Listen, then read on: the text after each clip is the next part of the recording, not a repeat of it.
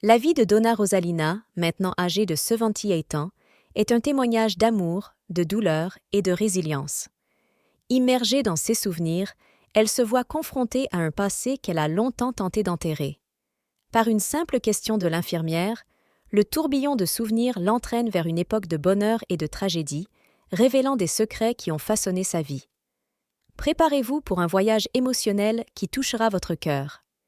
Depuis son enfance dans la charmante fazenda Ipe Amarelo, à travers un amour interdit et la douleur insupportable des silences et des pertes, l'histoire de Donna Rosalina est plus qu'un récit.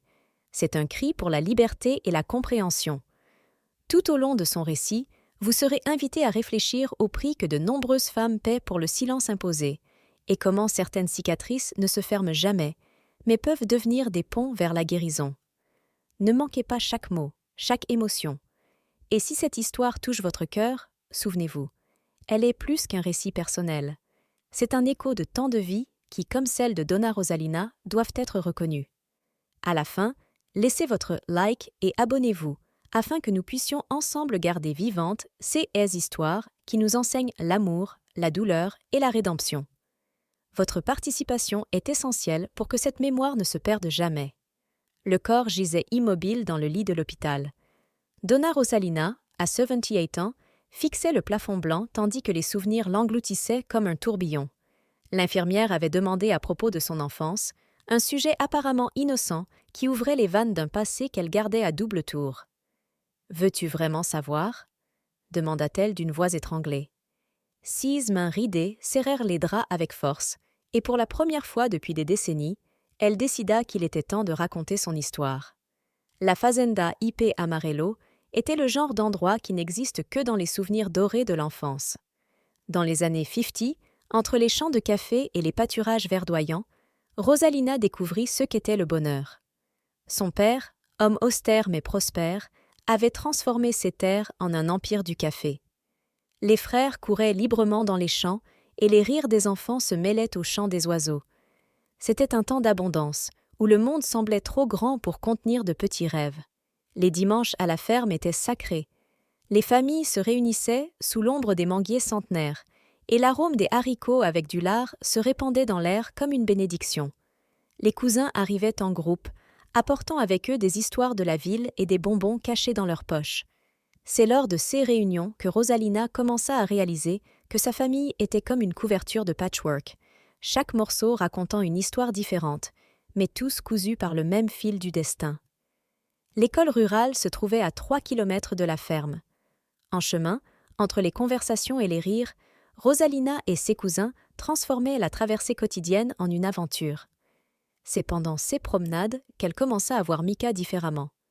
Il n'était plus seulement son cousin, c'était le garçon qui faisait battre son cœur plus vite quand il souriait, qui rendait ses jambes molles lorsqu'il s'approchait.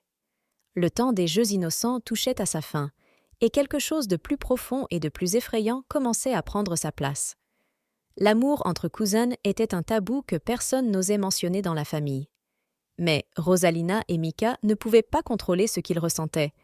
Ils commencèrent par des regards furtifs pendant les déjeuners du dimanche, progressant vers des rencontres cachées derrière la grange. Mika avait une manière particulière de sourire qui faisait arrêter le monde. Leurs mains se touchaient par accident, ou c'est ce qu'ils faisaient semblant de croire, et chaque contact envoyait des vagues d'électricité à travers leur corps. Les tantes commençaient à chuchoter, les employés de la ferme fermèrent les yeux, mais le secret grandissait comme une tempête se formant à l'horizon. Un après-midi étouffant de mars, le père de Rosalina les trouva. Ce moment s'imprima dans sa mémoire comme une photographie tachée de sang. Le ceinture coupa l'air avant de toucher sa peau, mais la douleur physique n'était rien comparée à l'humiliation. Mika tenta d'intervenir et finit avec le nez qui saigne. « Salope !» cria son père. « Au nid de mon sang !» Les mots faisaient plus mal que les coups.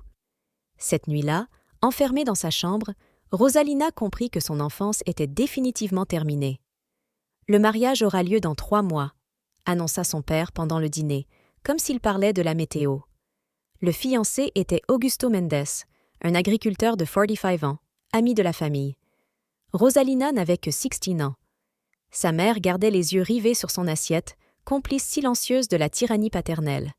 La fourchette tremblait dans sa main tandis qu'elle imaginait sa vie vendue comme une tête de bétail de la ferme.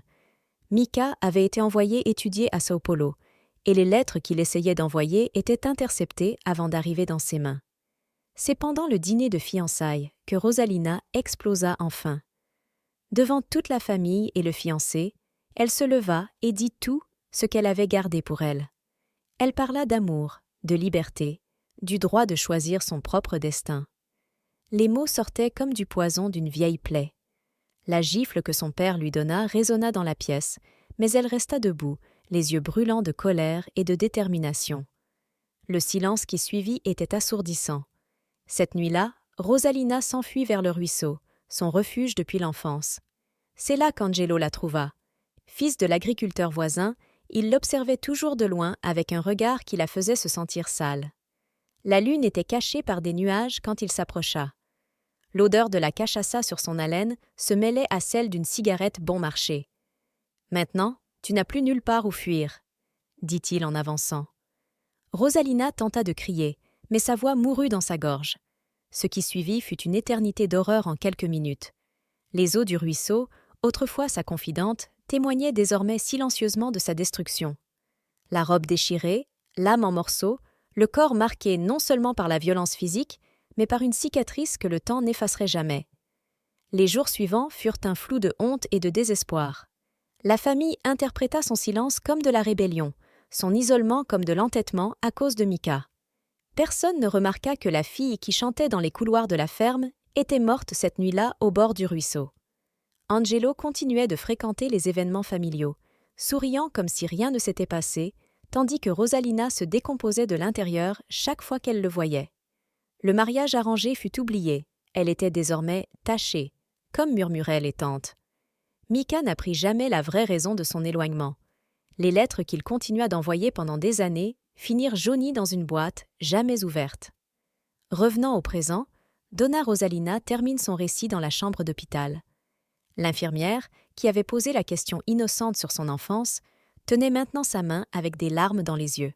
« Tu sais, » dit Rosalina avec un triste sourire, « le pire, ce n'est pas la violence de cette nuit-là, c'est le silence qui est venu après, le silence que je porte encore aujourd'hui. » Son regard erre par la fenêtre, où le soleil se couche sur une ville qui n'est plus celle de sa jeunesse. Quelque part, peut-être, Micah pense encore à la fille qu'il a un jour aimée. Mais cette fille est partie depuis longtemps, emportée par le courant d'un ruisseau lors d'une nuit sans lune, laissant seulement l'écho d'une histoire qui devait, enfin, être racontée. L'histoire de Donna Rosalina est plus qu'un récit d'amour interdit ou de violence. C'est un témoignage du prix que les femmes ont payé, et paient encore, pour le silence imposé. C'est une histoire qui résonne à travers les générations, un rappel douloureux que certaines cicatrices ne se ferment jamais complètement, mais peuvent, peut-être, servir de pont vers la compréhension et la guérison. Le dernier souffle. Cette même nuit, après avoir raconté son histoire, Donna Rosalina demanda du papier et un stylo. Avec des mains tremblantes, elle écrivit sa dernière lettre à Mika. Dans l'enveloppe, l'adresse qu'elle avait secrètement gardée toutes ces années, mise à jour par l'intermédiaire d'une nièce qui avait gardé le contact avec lui. La lettre disait « Mika, le temps nous a volé notre jeunesse, mais il n'a pas réussi à effacer ce que je ressens. Aujourd'hui, j'ai enfin raconté notre histoire, pas seulement notre histoire d'amour, mais toute la vérité qui est restée enfouie pendant des décennies. Tu méritais de savoir pourquoi j'ai disparu, pourquoi je n'ai jamais répondu à tes lettres, pourquoi j'ai laissé notre amour mourir dans le silence. Ce n'était pas par choix, Mika. Jamais. Si cette lettre te parvient, sache que dans mon dernier soupir, c'est ton visage jeune que j'ai vu, ton sourire qui m'a apporté la paix. Pardonne-moi de ne pas avoir été plus forte, de ne pas avoir combattu davantage. Certaines batailles nous brisent de manière que nul temps ne peut réparer. Avec un amour éternel, Rosalina. » Le lendemain matin, l'infirmière trouva Donna Rosalina sereine dans son lit, la lettre scellée sur sa poitrine, un léger sourire sur ses lèvres. Elle était partie dans la nuit, emportant avec elle des décennies de douleur, mais laissant derrière elle une histoire qui devait être racontée. La lettre arriva à Mika une semaine plus tard. on dit qu'un homme aux cheveux blancs a été vu au cimetière local, laissant une seule fleur jaune sur une tombe récente. Certains jurent l'avoir vu pleurer, d'autres disent qu'il a simplement souri et murmuré quelque chose au vent. Certaines histoires doivent être racontées non seulement pour libérer ceux qui les ont vécues, mais pour toucher ceux qui les écoutent. L'histoire de Donna Rosalina en est une, un rappel que l'amour, même étouffé par le temps et la tragédie, ne meurt jamais complètement. Si cette histoire a touché ton cœur, ne la laisse pas se perdre. Partage-la, permets à d'autres de ressentir aussi la puissance de ces mots. Laisse un like en hommage à toutes les Rosalina qui portent leur douleur en silence. Abonne-toi pour découvrir d'autres histoires qui doivent être racontées, car c'est à travers elles que nous gardons vivante la mémoire de ceux qui nous enseignent l'amour, le pardon et la résilience. Car comme le disait Donna Rosalina, certaines histoires sont comme des fleurs, elles doivent être arrosées de larmes pour s'épanouir. Si cette histoire a touché ton cœur, n'oublie pas de laisser un like et de t'abonner pour ne pas manquer nos prochaines histoires.